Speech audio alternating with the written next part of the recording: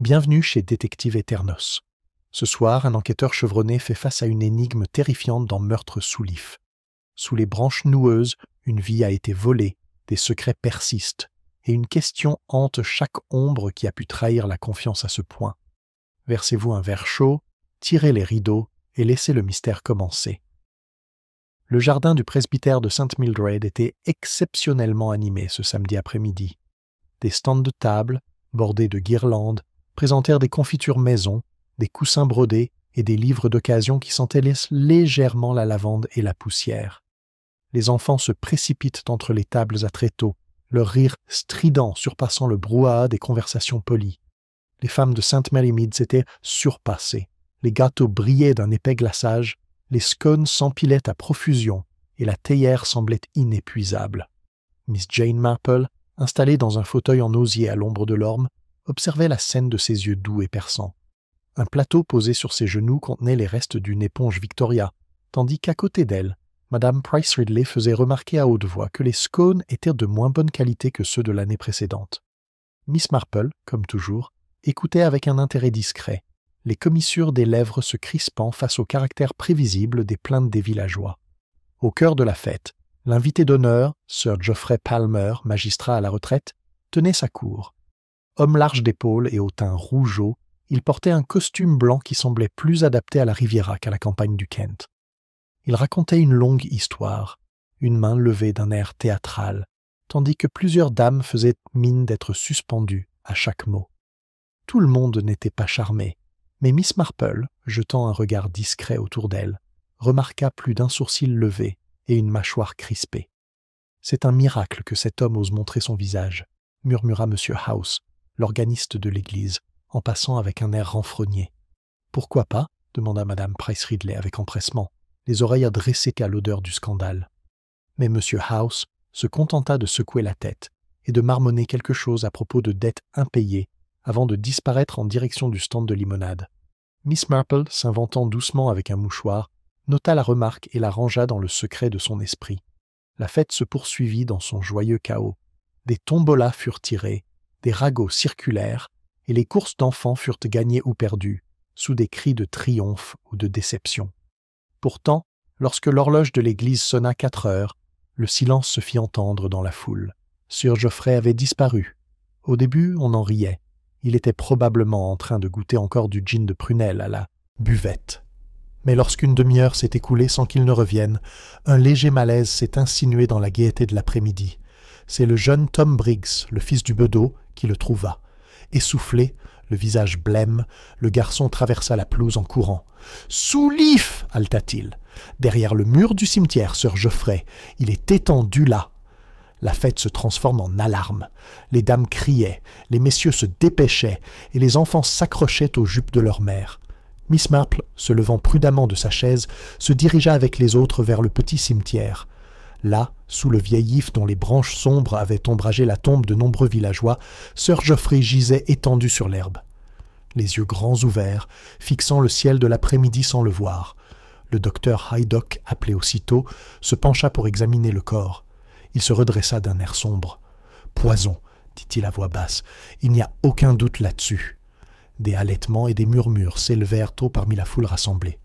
Quelqu'un avait posé un brin d'if sur la poitrine de Sir Geoffrey, un geste inquiétant qui réduisit au silence même les plus excités. Miss Marple, silencieuse, debout à l'écart du groupe, ne criait pas et ne se tordait pas les mains. Son regard s'attardait pensivement sur cette branche d'if sombre. Pour n'importe qui d'autre, cela aurait pu paraître une fioriture grossière, une touche macabre. Mais pour Miss Marple, forte de sa longue expérience de la folie humaine, cela suggérait quelque chose de plus, un ennemi qui non seulement souhaitait la mort de Sir Geoffrey, mais désirait que le village sache que la mort était venue délibérément, intentionnellement et avec une amertume pompeuse. Et ainsi la fête de St. Mildred, qui avait commencé avec du gâteau éponge et des rires, s'est terminée avec des murmures de meurtre sous l'ombre de l'if. La nouvelle se répandit dans St. Mary Mead avec une rapidité étonnante. Le soir venu, il ne restait guère de chaumière ou de ferme où la mort de Sir Geoffrey n'ait été évoquée, décortiquée et brodée. À la poste, la langue de Madame Hart s'exprimait avec autant d'insistance que sa balance chez l'épicier. Les clients de M. Pritchard oubliaient leurs achats, au profit de murmures étouffés, Même au pub Blue Boar, les hommes se penchaient sur leur chope de bière, la voix basse, mêlant crainte et délectation. Un poison meurtrier, rien de moins, même lors d'une fête champêtre. De quoi éclipser même le scandale de la fugue de la fille de Madame Finch avec le pharmacien, 2 étés auparavant. Au presbytère, où le comité de la fête s'était réuni pour prendre le thé dans un silence discret, Madame Price Ridley prit sur elle d'exprimer ce que les autres laissaient entendre. « Bien sûr, ce n'est pas plus que ce à quoi on pourrait s'attendre », déclara-t-elle en tapotant sa cuillère avec une vigueur inutile. « Les hommes comme Sir Geoffrey se font des ennemis partout où ils vont, autoritaires, arrogants et dénués des raffinements de la bonne société. On ne peut pas traiter les autres avec autant de mépris sans en subir les conséquences. » « Les conséquences, chère madame, dit doucement le révérend Léonard Clement, ne devraient pas, je crois, être étendues jusqu'à inclure un empoisonnement lors d'une fête religieuse. » Son visage amaigri portait des rides de fatigue, car la calamité de l'après-midi l'avait profondément troublé. Madame Price Ridley renifla. Malgré tout, j'ose dire que quelqu'un avait de bonnes raisons. Miss Marple, assise un peu à l'écart, ses aiguillets, à tricoter cliquetant doucement, ne fait aucun commentaire. Elle avait déjà vu de tels spectacles, le chagrin et le choc se manifestant sous forme de spéculation enthousiaste. C'était une forme de réconfort, se disait-elle, car les gens préféraient croire qu'un meurtre pouvait s'expliquer par des rancunes et des ressentiments évidents, plutôt que par l'enchevêtrement plus subtil de motivations qui se cachaient dans les cœurs ordinaires. Le docteur Haydock, arrivé au milieu de tout cela, secoua son chapeau et annonça vivement que la police prenait les choses en main. L'inspecteur Crail a été envoyé de Much Benham, un homme sérieux, sans chichi. Il voudra interroger tous ceux qui ont parlé à Sir Geoffrey aujourd'hui. Cette déclaration fut accueillie avec un mélange d'appréhension et d'impatience. La fête avait réuni un public de presque tout le village, et tous se sentaient impliqués, même marginalement, dans le drame qui se déroulait. Madame Price Ridley, pour sa part, semblait presque satisfaite, comme si les questions de l'inspecteur justifiaient son aversion pour le défunt. Pendant ce temps, dans les chaumières sur les salons de St. Mary Mead, les voix du village s'élevaient sans retenue. Au salon de Madame Bantry, le colonel Bantry raconta la découverte pour la 3e fois, insistant sur le halètement effrayé du garçon, le silence terrifiant sous l'if, la certitude sombre dans la voix de Haydock. Madame Bantry écoutait avec un mélange d'horreur et de curiosité, son imagination tissant déjà des histoires de trahison et de vengeance. Chez le boucher, la jeune Molly Carter murmura que sa tante avait un jour vu Sir Geoffrey se disputer violemment avec M. House devant le porche de l'église. C'était pour une question d'argent, je crois.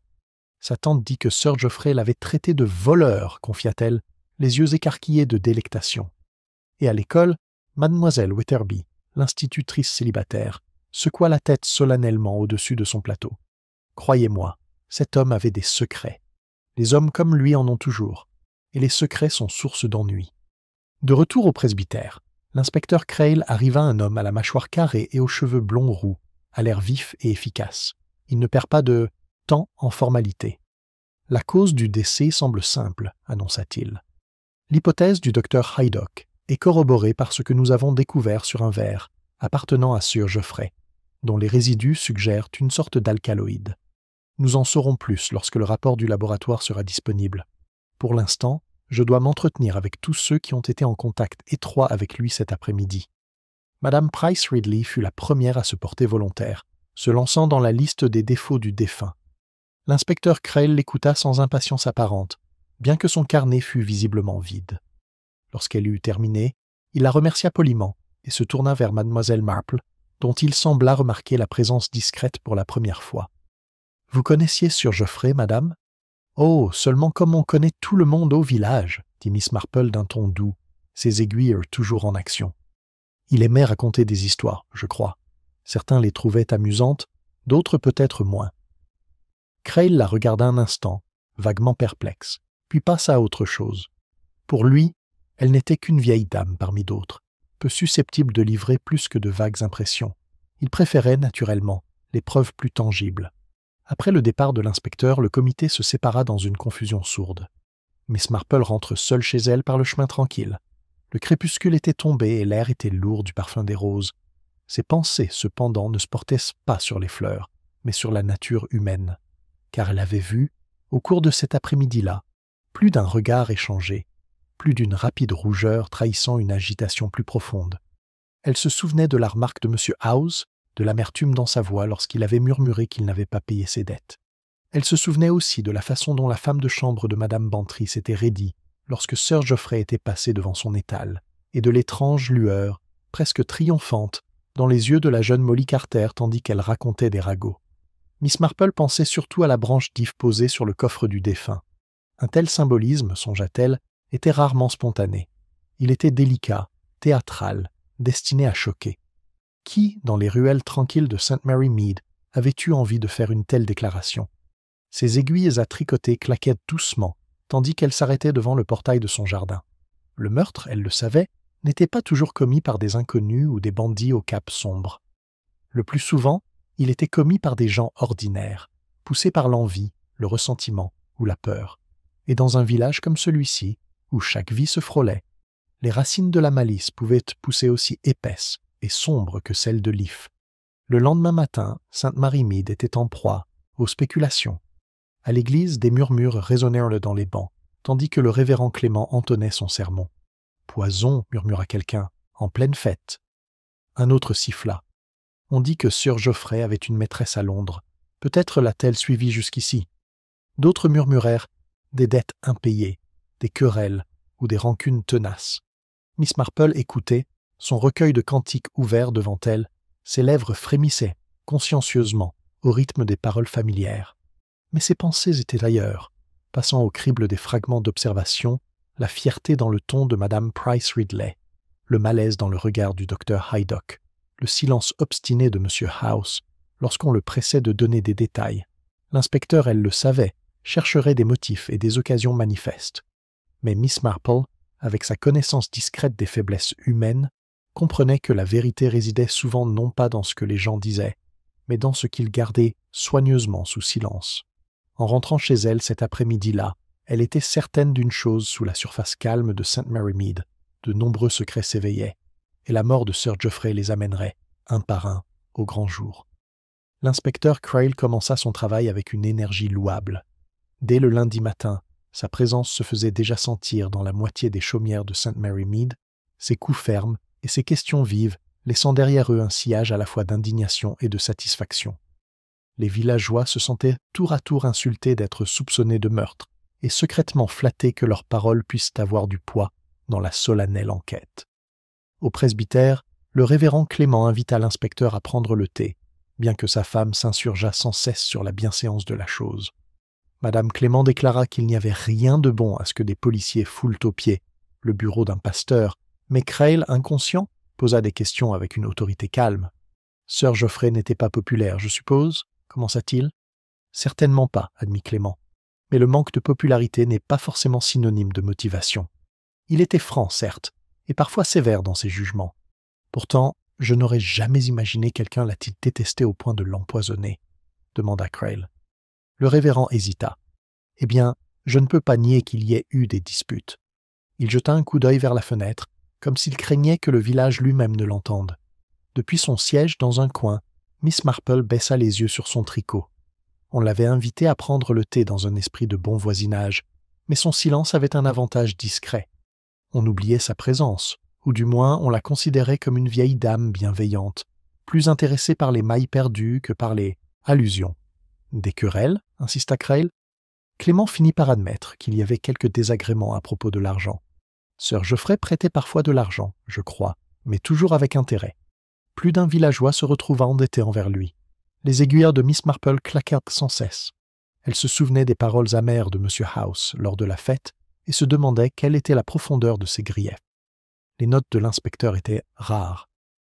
Il s'enquit des habitudes de Sir Geoffrey, de ses visiteurs et de sa routine.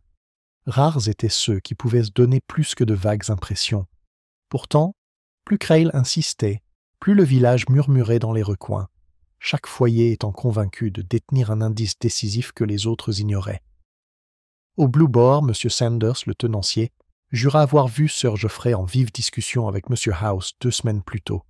Chez l'épicier, Mme Pritchard déclara que Sir Geoffrey avait un jour menacé de saisir l'hypothèque du fermier Gilles. Et à la poste, Mme Hart confie que Sir Geoffrey recevait des lettres portant un cachet de la poste londonienne, à l'écriture étrangement féminine. L'inspecteur Crail, avec le pragmatisme d'un homme formé à suivre les faits, a enregistré ces faits, mais leur a accordé peu de poids, jusqu'à ce qu'ils soient de confirmés. Pendant ce temps, Miss Marple poursuivait tranquillement ses propres recherches, non pas par des questions directes, mais en écoutant. À la boutique du village, elle entendit le tremblement dans la voix de Molly Carter lorsqu'elle parla des dettes de Sir Geoffrey. Au cimetière, elle observa la servante de Madame Bantry déposer des fleurs près de Leaf, avec une expression curieuse, mi-solément solennelle, mi-soulagée. Et au cabinet médical, elle remarqua la lassitude dans le regard du docteur Haydock lorsqu'il se plaignait d'être entraîné dans des tâches policières, alors qu'il y avait une vraie mission à accomplir. Cet après-midi-là, l'inspecteur Crail se rend au cottage de mademoiselle Weatherby. Les deux vieilles assises, l'accueillant avec une pointe d'impatience et de nervosité. Elles servirent su thé léger et des biscuits au citron, tout en répondant à ses questions en chœur. Sir Geoffrey n'était pas un homme moral, déclara fermement Miss Weatherby. Non, en effet, acquiesça sa sœur en hochant vigoureusement la tête. Nous avons longtemps trouvé choquante sa façon de parler aux femmes. Inappropriée, dit le premier. Très inappropriée. Miss Marple, également invitée, leva doucement les yeux. Vous voulez dire séductrice? Les dames échangèrent des regards scandalisés, comme si le mot lui-même portait un parfum de péché. Bien pire que cela, murmura Miss Weatherby. C'était un homme qui se croyait au-dessus de tout reproche. L'hiver dernier encore, on l'avait entendu dire. L'inspecteur laissa les sœurs poursuivre, mais son visage trahissait peu d'intérêt. Pour lui, des ragots sur des faits inconvenants n'étaient guère une preuve de meurtre. Miss Marple, cependant, pensait le contraire. De telles choses, d'après son expérience, pouvaient engendrer jalousie, ressentiment, colère latente. Plus tard, en rentrant chez elle, elle s'arrêta devant le portail du cimetière. L'if se dressait noir sur le ciel déclinant, ses branches lourdes d'ombre.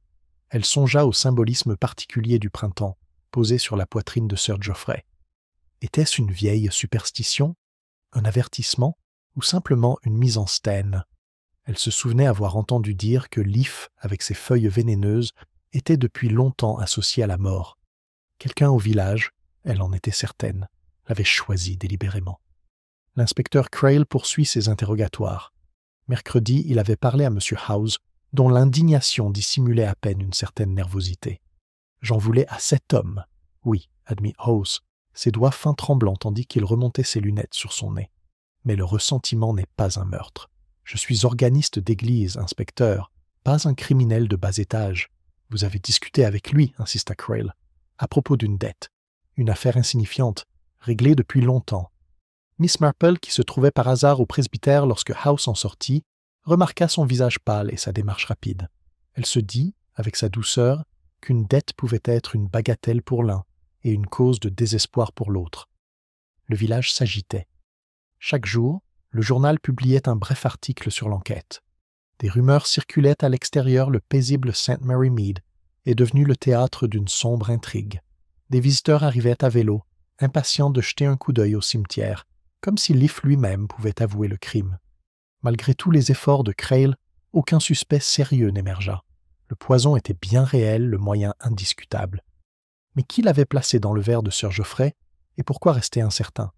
Jeudi après-midi, Miss Marple a rendu visite à Madame Bantry, qui était dans son élément. « Ma chère Jane, c'est vraiment palpitant. Un vrai meurtre au beau milieu de nous. Bien sûr, pauvre Sir Geoffrey, mais il faut bien admettre qu'il a cherché les ennuis. George pense que ce doit être House, mais je ne le vois pas comme tel. Trop nerveux, trop facilement perturbé. J'ai plutôt un faible pour Madame Price Ridley. Elle est assez bruyante pour tuer quelqu'un, vous ne trouvez pas? » Miss Marple sourit faiblement. Les voix fortes cachent rarement les cœurs coupables, chère Dolly. Plus souvent, ce sont les voix calmes qui méritent d'être surveillées. Madame Bantry considéra cela avec ravissement. « Oh, Jane, tu le dis à la fois terrible et vrai. » En partant, Miss Marple songea à l'étrange empressement avec lequel les villageois spéculaient. On aurait dit que chacun trouvait du soulagement à se désigner un autre, rassuré par la certitude que les soupçons étaient dirigés ailleurs. Pourtant, au fond d'elle-même, elle remarqua un ressentiment commun, sous diverses formes, qui liait chaque villageois à la mort de Sir Geoffrey. Ce soir-là, l'inspecteur Crail examina ses notes avec frustration. Les motifs abondent, dettes impayées, insultes proférées, affections bafouées. Mais l'occasion restait obscure. Personne n'avoua avoir servi à Sir Geoffrey son verre, et personne n'avoua s'être attardé près des rafraîchissements.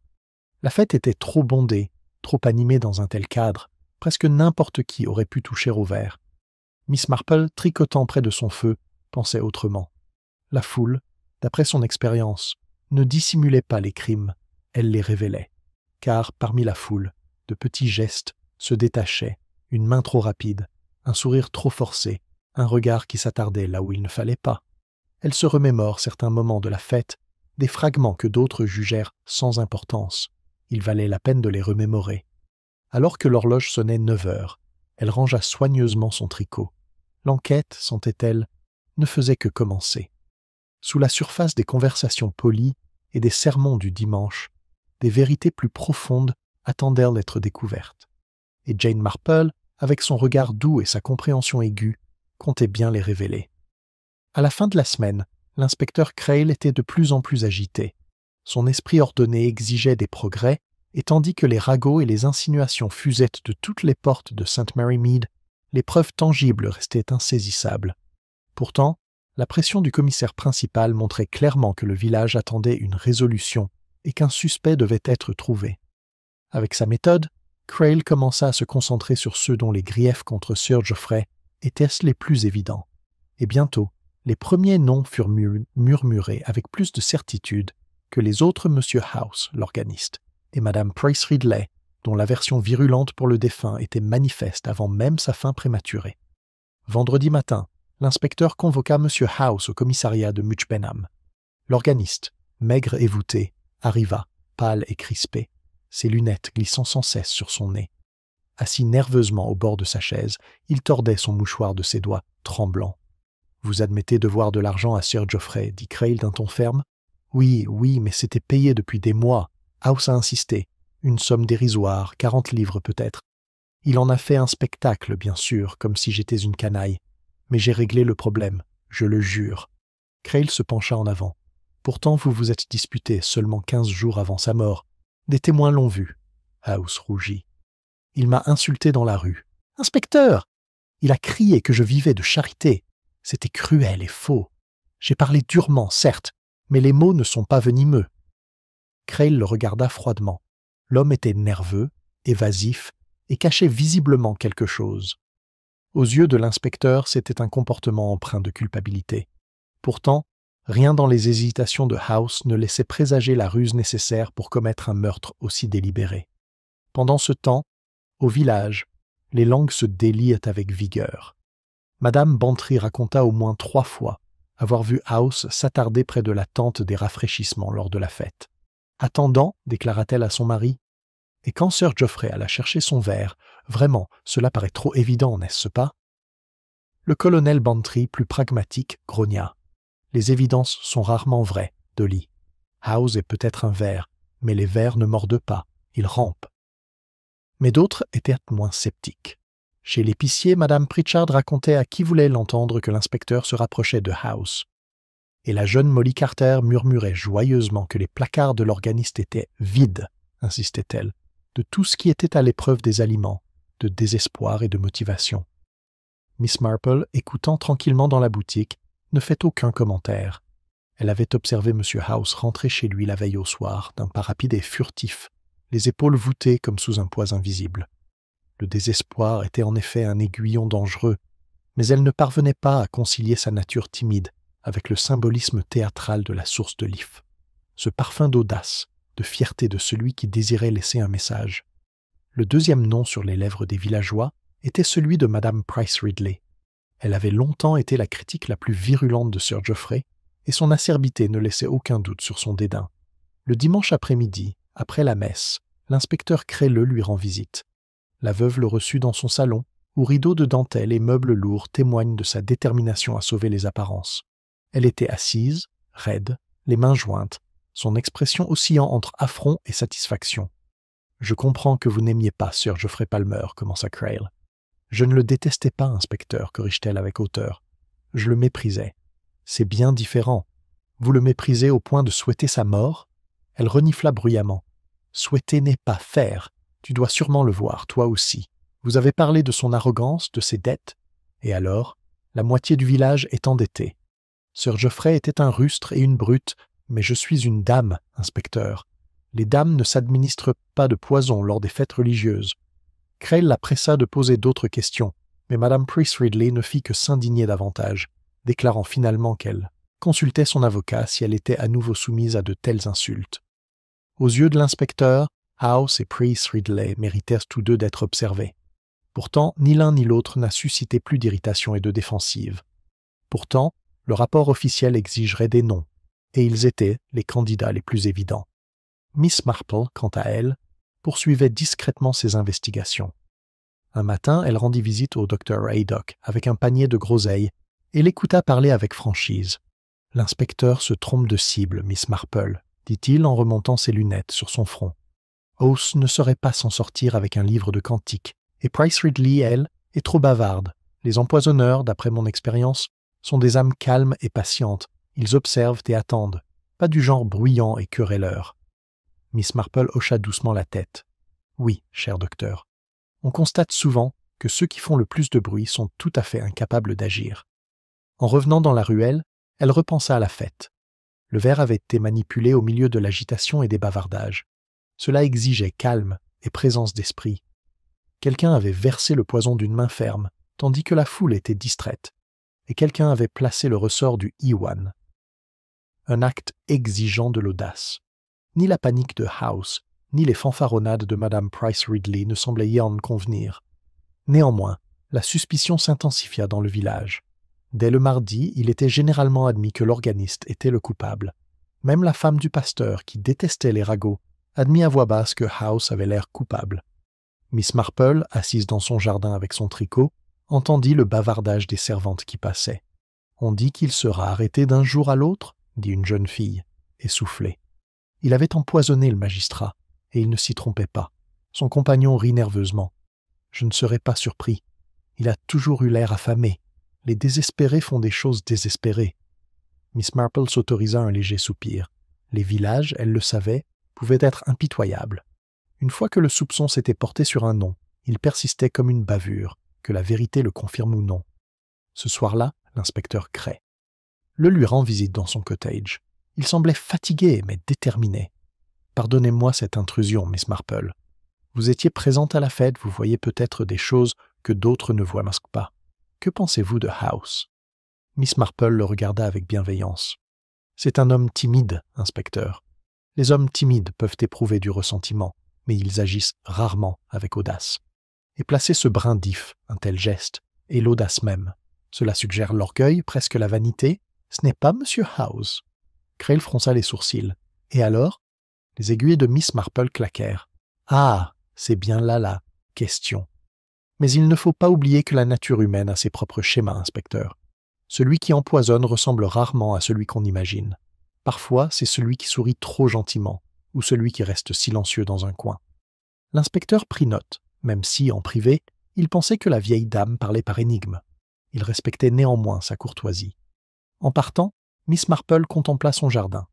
Les roses brillaient faiblement dans la pénombre, mais ses pensées étaient loin des fleurs.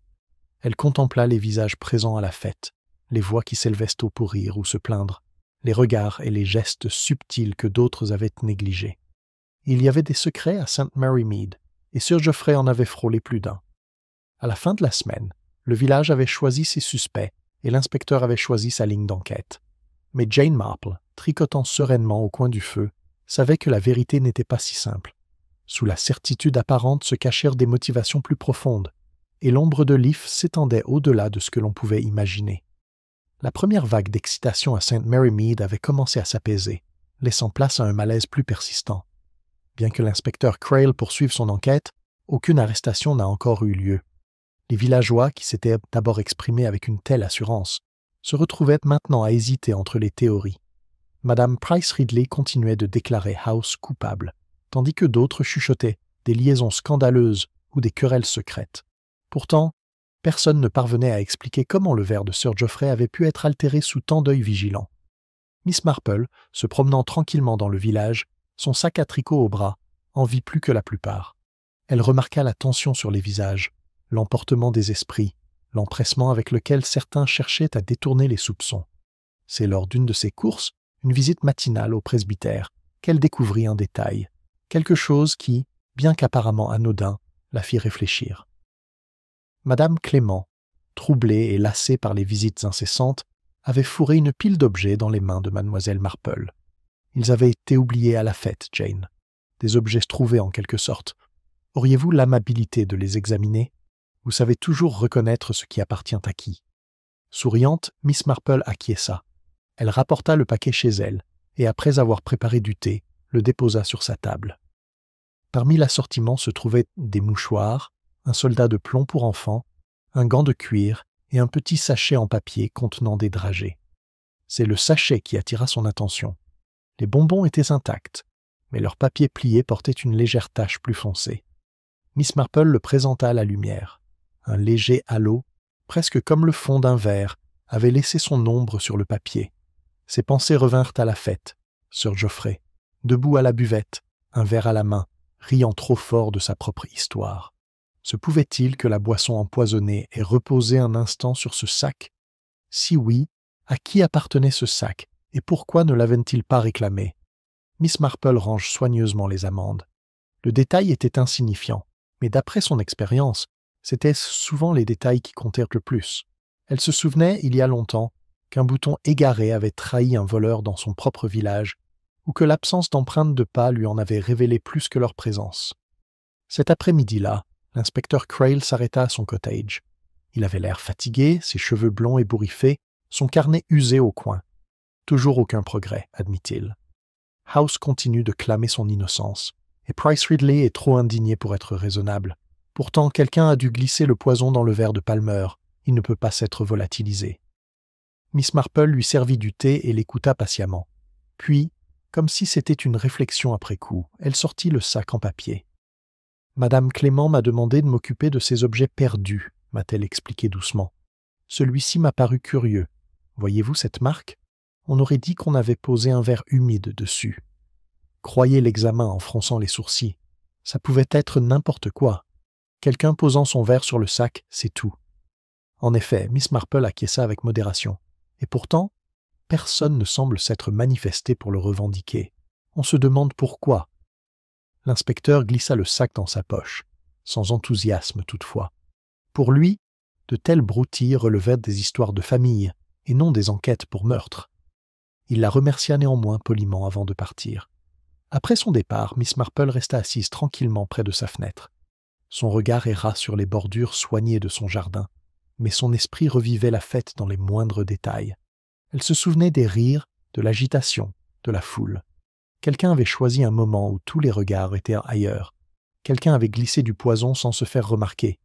Et la clé de leur audace, sentait-elle, ne résidait pas dans les querelles ou les ragots, mais dans de petits détails oubliés, comme un sac en papier oublié. Le lendemain matin, les rumeurs recommencèrent. Madame Hart, du bureau de poste, déclara avoir aperçu un inconnu près du cimetière le jour de la fête, un homme grand et à l'allure londonienne. « Croyez-moi, dit-elle à qui voulait l'entendre, ce n'était pas un villageois, mais quelqu'un de l'extérieur. C'est pourquoi l'inspecteur ne l'a pas retrouvé. » L'idée se répandit rapidement, mais Miss Marple resta sceptique.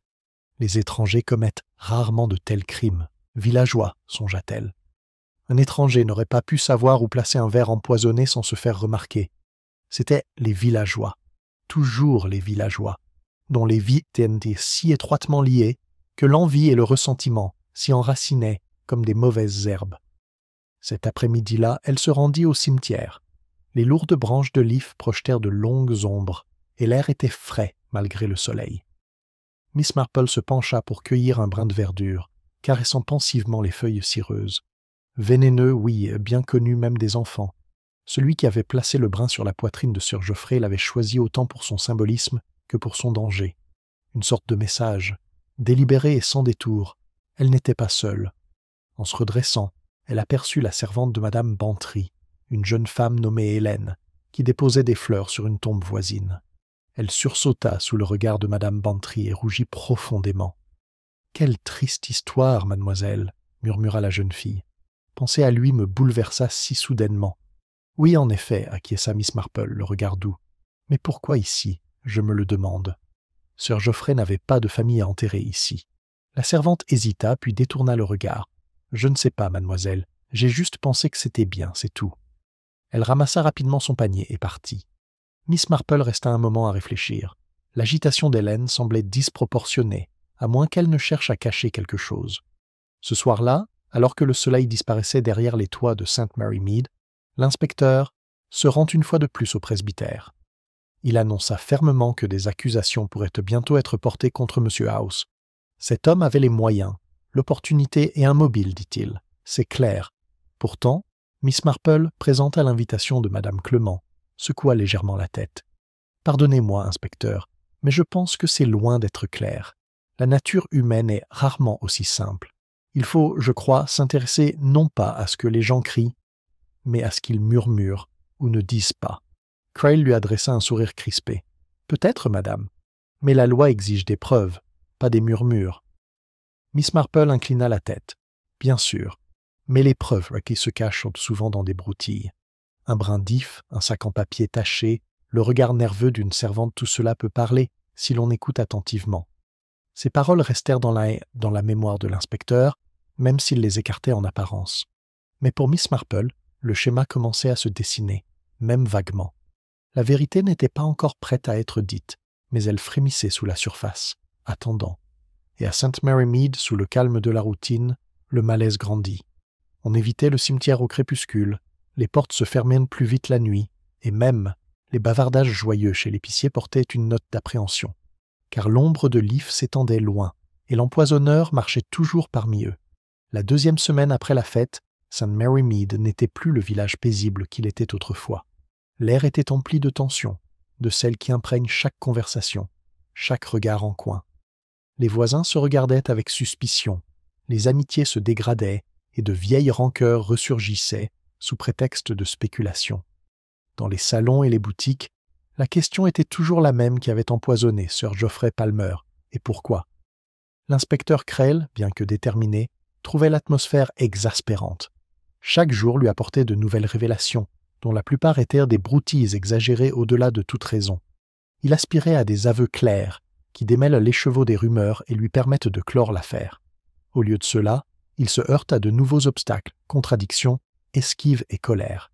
C'est durant cette période agitée que Miss Marple fut témoin de la première de plusieurs confrontations révélatrices. Un matin, elle s'était rendue au presbytère pour rendre un livre emprunté et avait trouvé M. House dans le bureau, la voix haute, pleine de colère. « Tu dois parler pour moi, Clément !» s'écria-t-il, les mains tremblantes, tandis qu'il tordait son chapeau. « Tout le village me regarde comme si j'étais un assassin. Je ne peux pas le supporter. Mon travail à l'église, mon gagne-pain même, me sont ôtés. » Le révérend Clément tenta de le calmer. « Personne ne vous a condamné, House. » L'inspecteur examine encore les faits. « Mais les faits sont déformés, » insista House. « Oui, je me suis disputé avec Sir Geoffrey. Oui, je lui devais de l'argent, mais la moitié de la paroisse aussi. Pourquoi suis-je le seul à être accusé ?» Depuis la porte, Miss Marple vit le désespoir dans ses yeux. Non pas la ruse de la culpabilité, mais la peur brute d'un homme acculé par les ragots. Elle s'éclipsa discrètement, ne voulant pas déranger, mais son esprit conserva ce souvenir. House cachait quelque chose, mais il restait incertain s'il s'agissait d'un meurtre ou d'une honte moins grave. Plus tard dans l'après-midi, une autre confrontation rompit le calme précaire du village. Madame Price Ridley rencontra Hélène, la domestique de Madame Bantry, au marché. La voix aigre de la vieille dame coupa court au bavardage. « On t'a vue près du cimetière, ma fille, en train de déposer des fleurs là où tu n'avais rien à faire. Que faisais-tu là, je t'en prie ?» Hélène rougit, serrant son panier. Je lui présentai mes respects. C'est tout.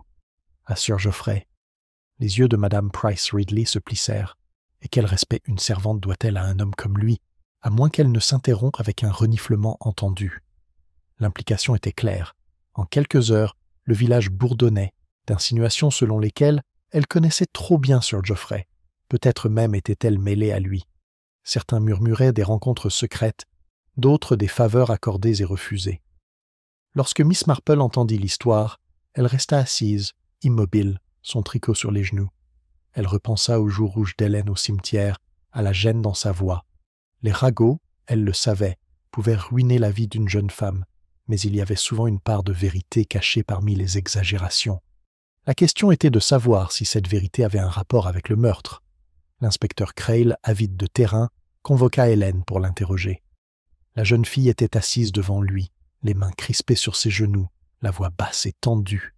Il me parlait parfois, admit-elle. Sieur Geoffrey. Il était gentil, à sa manière. Il m'offrait de petits cadeaux. Une broche, une fois et une autre fois. Il m'apportait des bonbons de Londres. L'inspecteur se pencha en avant. Attendait-il quelque chose en retour? Les yeux d'Hélène se remplissent de larmes. « Je ne comprends pas ce que vous voulez dire, monsieur. Il était amical, c'est tout. » Miss Marple, qui avait été autorisée à s'asseoir tranquillement dans un coin, vit la vérité dans l'hésitation de la jeune fille. Non pas la culpabilité du meurtre, mais le poids de la honte d'être le sujet de toutes ces conversations. La honte d'avoir reçu une attention qu'elle n'appréciait pas pleinement, mais qu'elle ne pouvait pourtant pas rejeter complètement. Quand elle fut renvoyée, Creil secoua la tête. Elle cache quelque chose. Peut-être lui a-t-elle glissé le poison alors qu'il ne regardait pas. Une fille rejetée, humiliée, voilà un mobile suffisant. Les aiguilles de Miss Marple claquèrent doucement. Peut-être. Mais il faut être prudent, inspecteur. Les jeunes femmes cachent souvent leur gêne, pas leur crime. Ce soir-là, une autre révélation arriva, quoique d'un genre différent. Au Blue Boar, le fermier Gilles avait beaucoup bu et avait laissé échapper que Sir Geoffrey avait menacé de saisir sa ferme. « Encore un mois, dit-il, et je perdrai la ferme, » murmura Gilles d'une voix rauque. « Eh bien, il ne la prendra pas maintenant, n'est-ce pas ?» Cet aveu se répandit rapidement, et le fermier Gilles se trouva bientôt considéré avec presque autant de suspicion que House. Pourtant, Miss Marple, entendant le récit du colonel Bantry, se contenta de secouer la tête. « Les hommes désespérés peuvent me menacer, dit-elle, mais ils n'agissent pas toujours. Et pour agir avec du poison, il faut de la patience et une certaine froideur d'esprit. Ce n'est pas le choix habituel des impulsifs. » Pourtant, elle cacha cette information. Sir Geoffrey s'était effectivement fait des ennemis de tous côtés, et chaque révélation ne faisait qu'approfondir ses motivations. Un détail, cependant, continuait de la tracasser le sac en papier contenant des dragées. Lorsqu'elle s'enquit discrètement au magasin, Madame Pritchard se rappela avoir vendu un tel sac à Hélène la semaine précédente. Elle lui dit que c'était un vrai plaisir, mademoiselle, pour elle. Mais elle n'était jamais revenue le chercher. Étrange, n'est-ce pas? Étrange, en effet. Si le sac était celui d'Hélène, comment s'était-il retrouvé près du verre de Sir Geoffrey? Miss Marple réfléchit attentivement. Était-ce une coïncidence? Ou la jeune fille m'était-elle plus proche de la buvette qu'elle ne l'admet? Dimanche matin, la tension était à son comble à l'église. Les bancs étaient remplis, mais l'atmosphère était chargée de suspicion. Lorsque le révérend Clément a parlé de pardon, un murmure a parcouru l'assemblée, comme si beaucoup d'entre eux avaient ressenti ces mots les toucher douloureusement. Après le service, Madame Price Ridley a de nouveau confronté Hélène, sa voix suffisamment aiguë pour attirer une foule. « Tu entraînerais la perte, ma fille, et celle des autres, si tu te tais. Avoue-le maintenant et en finis avec ça. » Hélène fondit en larmes et s'enfuit, laissant derrière elle des murmures. L'inspecteur paraissait sombrement satisfait, convaincu que son enquête se rapprochait. Mais Miss Marple, qui avait observé la fuite d'Hélène avec une compassion silencieuse, n'éprouvait aucune certitude. Ses larmes exprimaient la honte et la peur, certes, mais pas une culpabilité aussi profonde que celle d'un meurtre. Cet après-midi-là, Miss Marple prend le thé avec Madame Bantry. Dolly était de bonne humeur, se délectant du spectacle. « Ma chère Jane, c'est un roman à sensation. Une pauvre servante, un magistrat tyrannique, un scandale public. Eh bien, ça s'écrit tout seul. George dit qu'on devrait laisser l'inspecteur faire son travail, mais je ne peux pas m'en empêcher.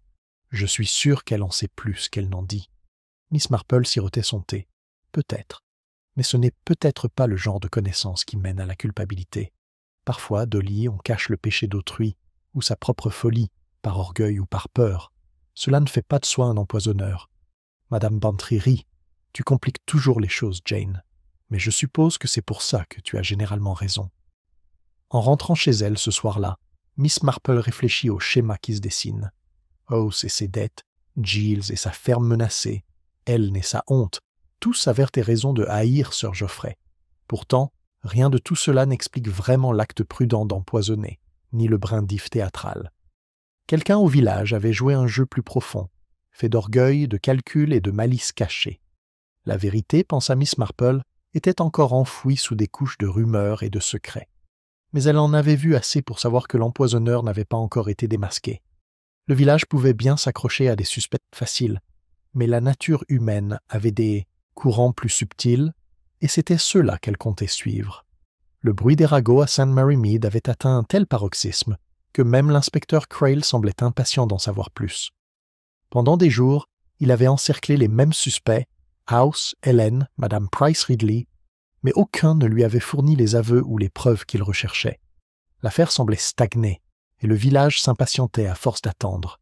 C'est alors qu'un autre choc s'est produit, et toute l'affaire a pris une tournure plus sombre. Par un jeudi matin humide, alors que la brume s'élevait sur les prés, la femme du fermier Jill découvrit son mari, inconscient, dans l'étable.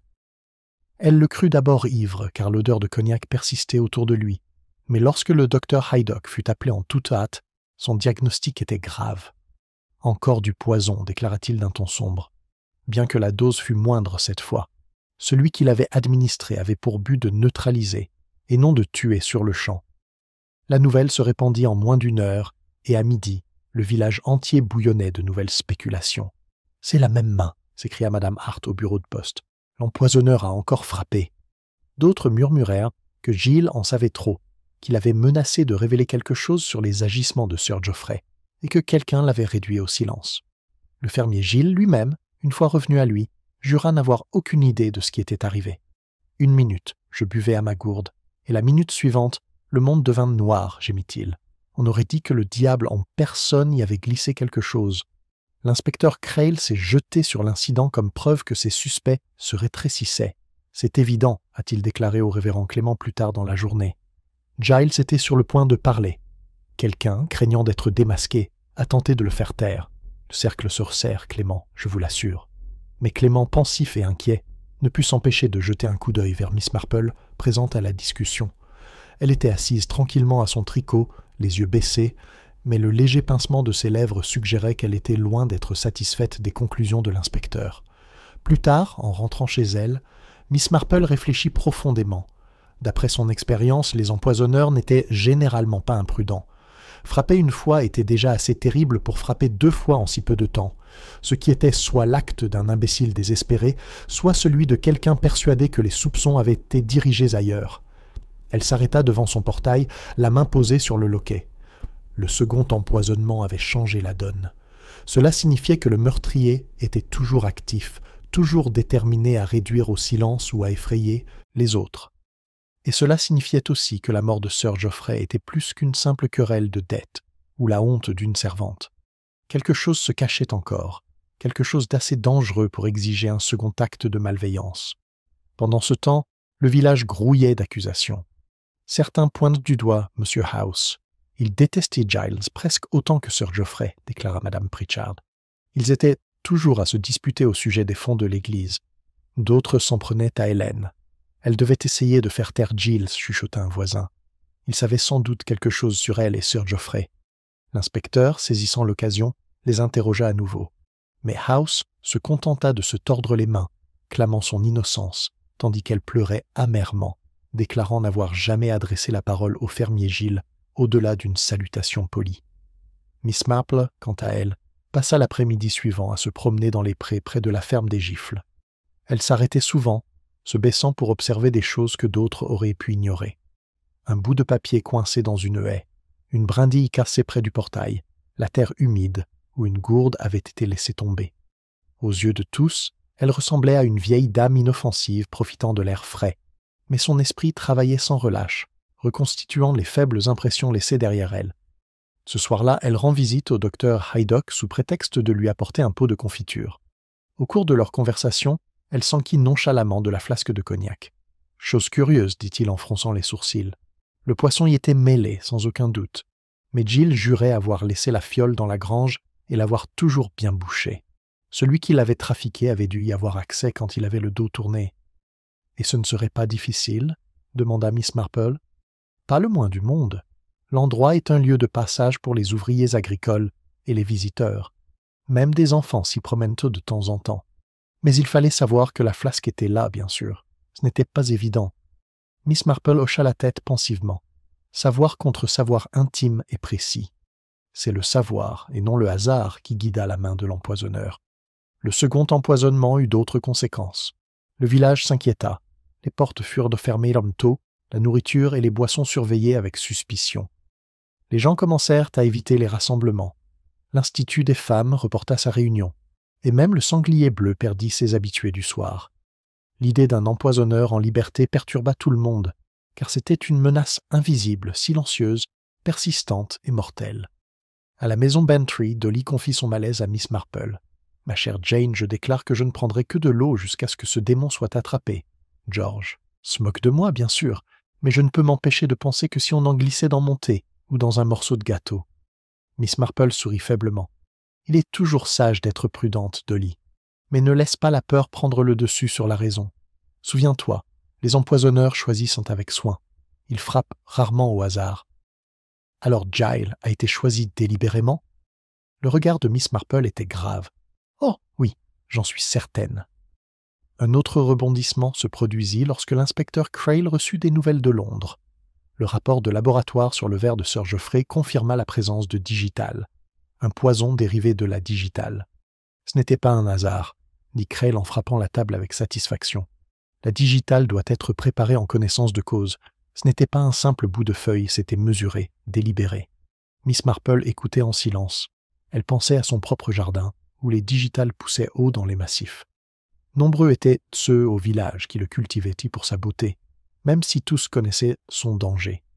Le savoir, certes, mais le savoir n'était pas rare. Ce qui comptait, c'était l'intention et la confiance pour l'utiliser. Ce soir-là, alors que le crépuscule tombait sur le village, Miss Marple était assise près de sa fenêtre, son tricot posé sur ses genoux.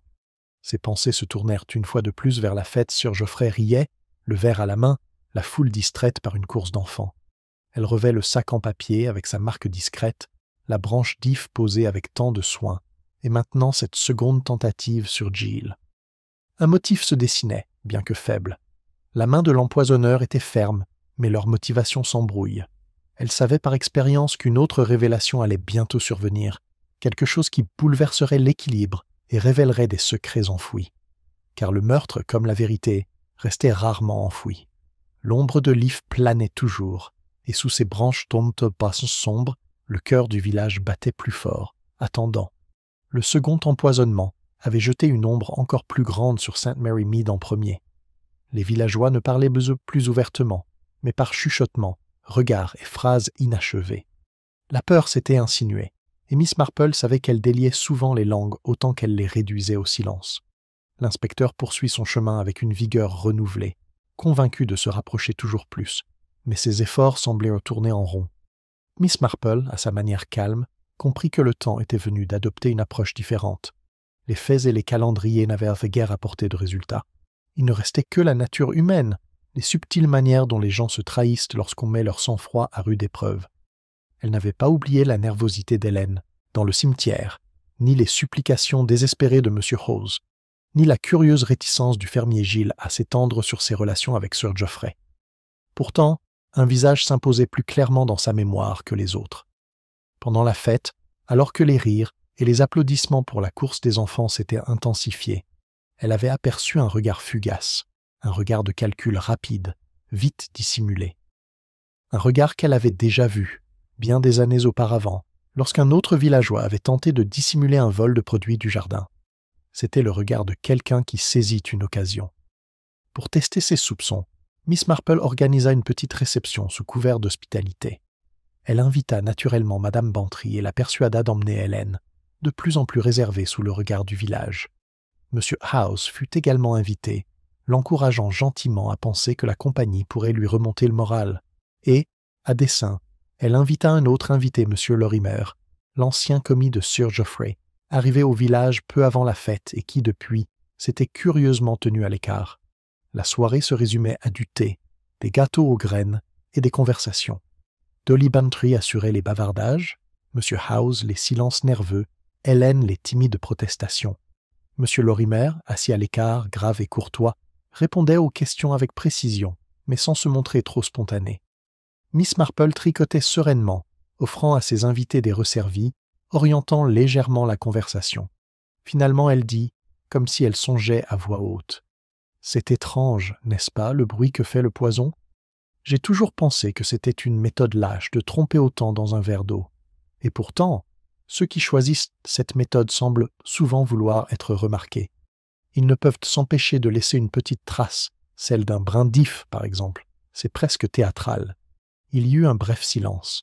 Madame Bantry eut un frisson d'appréciation. « Vraiment mélodramatique, Jane. Comme au théâtre. » Hélène laissa tomber sa cuillère avec fracas. M. Hawes s'essuya le front nerveusement. Mais les yeux de Miss Marple, quoique apparemment baissés sur son tricot, observaient M. Lorimer avec attention. Sa bouche se pinça légèrement avant qu'il ne se penche pour remuer son thé. Ce n'était qu'une lueur disparue en un instant, mais Miss Marple avait passé sa vie à observer de telles lueurs. Les gens se révélaient, non par des discours, mais par le tressaillement involontaire d'un muscle, l'immobilité soudaine d'une main. Elle n'en demanda pas davantage, laissant la conversation dériver vers d'autres sujets, comme si sa remarque n'avait été qu'une simple fantaisie. Le lendemain, elle alla trouver l'inspecteur Crail au commissariat. Il était enseveli sous la paperasse. Le visage exprimait la frustration. « Vous avez plein de suspects, madame, » dit-il en soupirant, « mais aucun ne peut être prouvé. House n'a pas le courage. Price Ridley parle trop. La bonne n'est qu'une idiote. » Pourtant, le commissaire principal insiste sur les résultats. Miss Marple le regarda avec bienveillance. « Inspecteur, peut-être faut-il moins rechercher le courage que la vanité. La vanité et le désir d'être plus intelligent que ses voisins. » Crail fronça les sourcils. « Je ne le comprends pas. Tu le feras, dit-elle doucement. Mais parfois, le moyen le plus simple d'attraper une guêpe n'est pas de la frapper, mais de poser quelque chose de sucré et de voir qui se pose dessus. » Cet après-midi-là, Miss Marple organisa un autre petit test. Elle demanda à Hélène de l'aider à coudre au cottage, et tandis que la jeune fille se penchait sur l'ouvrage, Miss Marple parla de la fête avec sa douceur et sa légèreté. « Tout était tellement confus, dit-elle. Tant de monde s'agitait, et pourtant, on se souvient de petits détails étranges. Je me souviens d'un sachet de dragées, posé près des boissons. Je me suis souvent demandé qui l'avait laissé là. L'aiguille d'Hélène a lâché. J'en ai acheté, mademoiselle. Mais je les ai laissés tomber, je crois, dans toute cette confusion. Je n'ai jamais voulu. » Miss Marple lui tapota doucement la main. « Non, ma chère, j'en suis sûre. Mais c'est curieux comme de si petites choses peuvent raconter des histoires, même quand on est tout à fait innocent. » La fille la regarda, les yeux écarquillés et effrayés. « Vous me croyez, n'est-ce pas, mademoiselle? Je n'ai jamais touché à son verre. »« Je vous crois, » dit doucement Miss Marple, et elle le fit. La peur dans les yeux d'Hélène était celle d'une jeune fille acculée par un scandale, pas celle d'un empoisonneur. Lorsqu'Alice partit, Miss Marple se rassit dans son fauteuil, l'esprit en ébullition. Les amandes étaient à elle, certes, mais c'était quelqu'un d'autre qui les avait utilisées. Quelqu'un qui avait vu dans un sac en papier tomber l'étui parfait pour y glisser un verre, juste assez longtemps pour y ajouter une gorgée fatale. Le soir, elle était prête pour son examen final. Elle écrivit 2 petits mots d'invitation, l'un à M. Lorimer, l'autre à l'inspecteur Crail. L'inspecteur fut invité à venir prendre le thé. M. Lorimer fut chargé d'aider au catalogage des vieux registres paroissiaux que Miss Marple, en toute innocence, prétendait trier. Le jour venu, elle avait soigneusement arrangé le salon. Sur la table se trouvait sa pile ordonnée de papier paroissial, à côté d'un petit plateau en argent avec 3 verres de cordial. Elle les servit elle-même, avec un sourire affectueux, puis fit remarquer, comme à personne en particulier. « Cela fait réfléchir, n'est-ce pas? Un simple verre peut tout changer. Un homme boit, et en moins d'1 heure, il disparaît à jamais. On ne peut s'empêcher de se demander qui a servi le verre, et s'il s'est cru terriblement malin. » L'inspecteur Crail émit un grognement, peu impressionné. Hélène, venue aider à la saisie des dossiers, s'agita nerveusement. Mais M. Lorimer, assis près du plateau, tendit la main presque machinalement vers son verre, mais le retira brusquement lorsque le regard de Miss Marple croisa le sien. Ce n'était qu'un geste infime, mais il lui en dit long. Il avait peur du verre. Elle souriait avec bienveillance et parlait de naissance et de mariages paroissiaux, mais au fond d'elle-même, Miss Marple sentait le léger déclic d'une pièce du puzzle se mettre en place. Elle ne le révélerait pas encore, ce moment viendrait plus tard, une fois tous réunis. Mais l'épreuve avait été faite, la réaction observée, et sa certitude grandissait. À la fin de la soirée, elle accompagne l'inspecteur Crail jusqu'à la porte. « Je crois, inspecteur, dit-elle doucement, que vous constaterez peut-être que votre filet est déjà fermé. Parfois, il ne s'agit pas de chercher plus fort, mais d'observer de plus près. » Crail fronça les sourcils. « Vous parlez par énigme, madame. » Miss Marple sourit. « La nature humaine, inspecteur, est rarement une énigme. Elle est assez constante, une fois qu'on en a appris le principe. » Et tandis qu'elle fermait la porte derrière lui, elle pensa à Leaf, sombre et silencieux dans le cimetière. Son ombre s'étendait encore sur le village, mais plus pour longtemps. Le temps des murmures et des demi-secrets touchait à sa fin. Bientôt, la vérité éclatera au grand jour, aussi crue et indéniable que la source de Leaf posée sur la poitrine du mort. Le village de St. Mary Mead s'éveilla ce lundi-là dans un calme étrange. Ce n'était pas la paix, mais le silence du suspense. La nouvelle s'était répandue que l'inspecteur Crail devait réunir tous les principaux partis au presbytère cet après-midi-là. Une décision avait été prise, et l'on murmurait que l'empoisonneur serait enfin démasqué. Pendant ce temps, Miss Marple était assise dans son petit salon, ses aiguilles à tricoter s'agitant au rythme de ses aiguilles.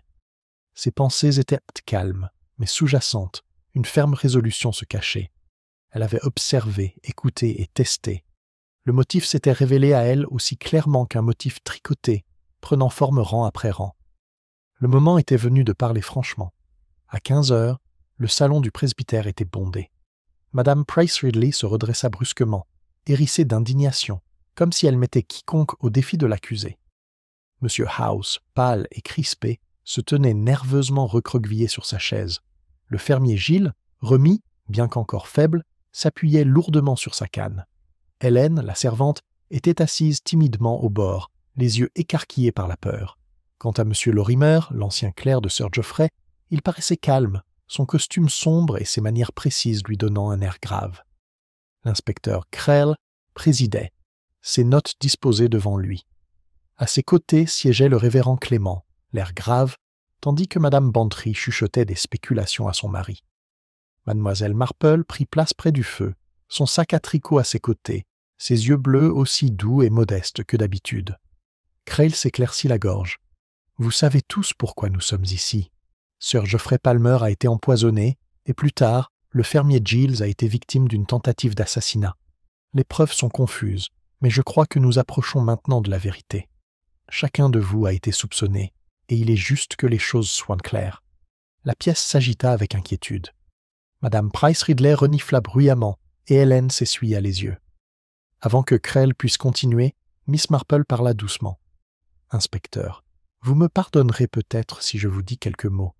Je ne souhaite pas m'immiscer dans les affaires officielles, mais j'ai observé certaines choses qui pourraient vous être utiles. » Crail hésita. Son instinct le harcelait instinctivement face à toute intervention, mais il connaissait suffisamment la confiance de Miss Marple pour lui laisser la parole. « Très bien, madame. Parlez comme bon vous semble. » Miss Marple joignit les mains sur ses genoux. À la mort de Sir Geoffrey, beaucoup pensèrent d'abord aux querelles et aux dettes. C'est naturel, car on se souvient vite des griefs. Pourtant, la nature humaine n'est pas si simple. Il faut non seulement chercher qui avait des raisons de haïr, mais aussi qui avait la patience, la confiance et la vanité d'accomplir un tel acte. Le poison, comme nous l'a rappelé le docteur Haydock, est une arme de calcul et non d'impulsion. Ses yeux allaient doucement d'un visage à l'autre. M. House, par exemple, s'était disputé à Sir Geoffrey. Pourtant, c'est un homme timide. Sa colère est criante en paroles, mais il tremble à l'action. L'idée même de verser du poison dans un verre au milieu d'une foule, ce n'est pas dans sa nature. House laissa échapper un souffle tremblant, mi-soulagement, mi-désespoir. Quant à Madame Price Ridley, poursuivit Mademoiselle Marple, elle méprise ouvertement Sir Geoffrey depuis des années. Une fois de plus, ce n'est pas dans ses habitudes. Elle crie, gronde, se plaint, mais le poison exige le secret, et le secret n'est pas son fort. Madame Price Ridley renifla de nouveau, à moitié offensée, à moitié flattée d'être déclarée incapable. « Hélène, dit doucement Miss Marple en se tournant vers la servante, « pauvre enfant, tu as été attirée par Sir Geoffrey. Cela t'a peut-être apporté honte et peur. Tu as laissé tomber ton sac d'amandes, et d'autres s'en sont servis. Mais tu n'as rien fait à sa mort. Tes larmes ont été éloquentes. » Hélène éclata en sanglots, protestant de son innocence, et Madame Bantry lui tapota le bras pour la consoler. La voix de Miss Marple reste calme. Le fermier Gilles avait ses disputes, certes, mais il était impulsif, colérique. Un coup, peut-être, dans l'alcool, mais pas la patience froide du poison. Tous les regards se tournèrent alors vers la seule personne dont elle n'avait pas encore parlé. M. Lorimer resta assis, immobile, l'air poli et posé. « Ainsi, dit doucement Miss Marple, nous venons à vous, M. Lorimer. Vous connaissiez Sir Geoffrey mieux que quiconque, car vous étiez son clerc. Vous connaissiez ses dettes, ses secrets, ses habitudes. Vous êtes venu ici discrètement, en retrait, comme si vous souhaitez être oublié, Mais vous n'avez pas été oublié, n'est-ce pas? Vous l'avez vu, ce verre à la main, et vous avez saisi l'occasion idéale. Et, homme fier, vous n'avez pas pu résister à l'envie de laisser un brin d'if posé sur sa poitrine. Un message, non pas de colère, mais de vanité. Vous vouliez que nous sachions tous que la mort de Sir Geoffrey n'était pas un accident. Un murmure parcourt la salle. L'inspecteur Crail se pencha brusquement. « Quelles preuves avez-vous, madame ?» Les yeux de Miss Marple pétillèrent faiblement. « La preuve se cache dans les broutilles, inspecteur. Le sac en papier d'amande, par exemple. C'est elle qui les a achetés, mais ce n'est pas elle qui les a utilisés. Une marque de verre de Sir Geoffrey avait été laissée sur le sac, et ce sac a été retrouvé avec les objets trouvés. Or, qui sinon un homme habitué à la propreté ecclésiastique penserait à mettre de côté un tel objet plutôt que de le jeter? Monsieur Lorimer, vous l'avez rangé soigneusement avec d'autres objets, sans même remarquer la tache révélatrice. Le visage de Lorimar se crispa, mais il ne dit rien. « Et ce n'est pas tout, » poursuit doucement Miss Marple. « Quand j'ai parlé l'autre soir des empoisonneurs qui laissaient des traces de vanité, je vous ai tous observés. Seul Monsieur Lorimer s'est trahi par un mouvement involontaire, une grimace. Et encore, quand j'ai offert des verres de cordial, c'est Monsieur Lorimer qui s'est reculé, très légèrement, comme s'il craignait de se faire avoir. » Elle marque une pause, sa voix toujours douce mais claire. « Voilà, inspecteur, comment on le sait. La culpabilité ne se manifeste pas par des mots, mais par de petites trahisons physiques. Je l'ai assez souvent constaté dans la nature humaine. Et je pense que si vous fouillez ces affaires, vous trouverez de la digitale préparée d'une manière que seule la connaissance et l'intention peuvent expliquer. » Pendant un long moment, un silence pesant régna dans la pièce. Les mains de Lorimer agrippèrent les accoudoirs de son fauteuil, les jointures blanches. Il parla enfin d'une voix basse et amère. « Vous vous croyez intelligente, madame, mais Sir Geoffrey méritait la mort. Il a ruiné des vies, exigé de l'argent, méprisé la décence. Il m'a ruiné. Mes années à son service ne m'ont laissé que de l'humiliation. Lorsqu'il m'a renvoyé sans pension, j'ai juré qu'il ne rirait plus. Alors je lui ai rendu justice. » Un hoquet de surprise s'éleva dans l'assemblée. Madame Bantry agrippa le bras de son mari, les yeux écarquillés. Hélène pleurait à chaudes larmes. Le révérend Clément se signa en murmurant une prière.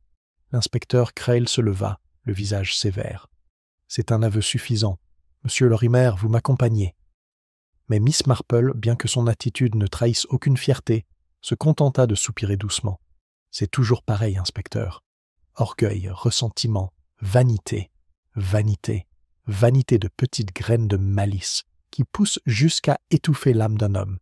Et pourtant, tout cela paraît si ordinaire quand on y voit clair. » Tandis que la police emmenait M. Lorimer, les villageois restèrent assis dans un silence stupéfait. L'ombre de l'if s'était dissipée, mais son souvenir persistait. Car, bien que l'empoisonneur fût démasqué, la conscience de la facilité avec laquelle la malveillance se développait parmi eux demeurait aussi constante que les branches sombres qui planaient sur les tombes du cimetière. Miss Marple replia son tricot dans son sac et se leva doucement. « Après tout, murmura-t-elle, la nature humaine est la même partout. Il suffit d'observer et d'écouter. » Dans les jours qui suivent à l'arrestation de M. Lorimer, le village de St. Mary Mead commença lentement, presque à contre-cœur, à retrouver son rythme habituel.